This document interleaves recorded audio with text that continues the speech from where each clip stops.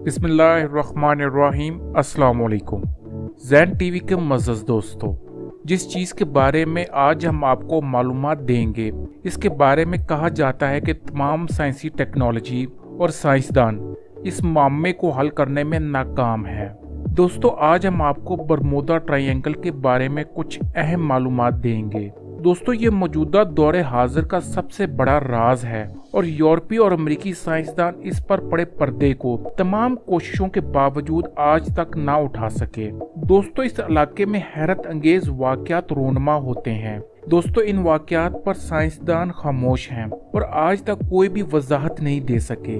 दोस्तों, इस वीडियो में हम आपको बरमूदा के बारे में दिलचस्प मालूमात देंगे, लेकिन इससे पहले आप हमारा चैनल लाजमी सब्सक्राइब कर लीजिए। दोस्तों, इस बरमूदा ट्रायंगल में बहुत से पुरअसरार वाकयात बार बार रोनमा होते हैं। वहाँ पर जाने वाले तमाम जहाज, ख्वाह वो हवाई हो या बहरी, सब गायब हो जाते हैं और बरमूदा ट्रायंगल की नजर हो जाते हैं। हैरत की बात यह है कि बरमूदा ट्रायंगल के समंदर से आग के शोले तक उठते हैं और हैरत की बात यह भी है कि यहाँ पर उड़न तश्तियां नजर आती हैं। बरमूदा ट्रायंगल बहरा उकियानूस में वाक़या है और ये अमेरिका के करीब 5 लाख मुरब्बा मील पर फैला हुआ है और ये सदियों से पुरअसरार वाकयात और हादसात का मौजू बना हुआ है। इसके बारे में आप लोगों ने बहुत से किस्से सुन रखे होंगे। दोस्तों, 1945 में फ्लोरिडा से उड़ने वाले 5 जहाज जब गायब हुए तो ये बरमूदा ट्रायंगल दुनिया के सामने आई। इन जहाज़ों को बहुत तलाश किया गया मगर इनका सुराग कहीं नहीं मिला। इसके बाद जब पै दर पै वाकयात हुए तो इन सब का ताल्लुक बरमूदा ट्रायंगल से जोड़ा जाने लगा। दोस्तों, इसके ऊपर से जो भी जहाज गुजरे, इनके रडार काम करना छोड़ देते थे और जहाज की सिमत खुद ब खुद बदलने लग जाती थी और सिमत मालूम करने वाले पैमाने भी काम छोड़ देते थे और फिर जहाज के पायलट्स एक अनोखे मुकाम में दाखिल हो जाते हैं और इन्हें कुछ समझ नहीं आता कि इनके साथ क्या हो रहा है। इनके आखिरी पैगामात जो सुनाई देते हैं वो शदीद तरीन खौफ की अक्कासी करते हैं। अरे ये हम कहाँ जा रहे हैं, जहाज काबू से बाहर है, ये बादलों जैसा क्या है, इन जैसे पैगामात सुनने को मिलते हैं। एक अमेरिकी जहाज बरमूदा के इलाके से गुजरा तो जहाज में शोर उठा कि दाएं जानब क्या है और इस जहाज का एक निगरान इसे देखकर बेहोश हो गया और पायलट कहता है कि हमने देखा एक चांद जैसी कोई चीज आसमान पर बुलंद हो रही है और ये हमसे 15 मील के फासले पर थी, मगर इसका साइज चांद से बहुत बड़ा था और ये रडार पर भी नहीं आ रहा था और ये बहुत रोशन चीज थी। दोस्तों, इस इलाके में बादल खौफनाक शक्लें इख्तियार कर लेते हैं और इसके बहुत से सबूत भी मौजूद हैं और ये बादल बहुत खौफनाक अंदाज में चमकते हैं। एक दफा एक एयरफोर्स का त्यारा यहाँ से गुजरा तो एक तेज रोशनी बादलों से निकली और इस जहाज का 2 सेकंड तक जायजा लेती रही और इस जहाज को अपने एहसार में रखा जब तक जहाज इस इलाके से गुजर नहीं गया। ये सब 6 सेकंड में हुआ। दोस्तों, इस इलाके में हादसात के शिकार होने वाले जहाजों में एक भी मुसाफिर नहीं बचा जो अपनी आप बीती सुना सके और जो भी जहाज इस हादसे का शिकार होते थे, इसे ढूंढने के लिए जो भी टीम्स भेजी गईं वो भी कभी लौटकर वापस नहीं आई। और हैरत अंगेज तौर पर दोस्तों, जो चंद जहाज इसकी लपेट में आए और बचकर निकल आए, इनमें बैठे मुसाफिरों और जहाज की घड़ियां वक्त में पीछे रह गईं।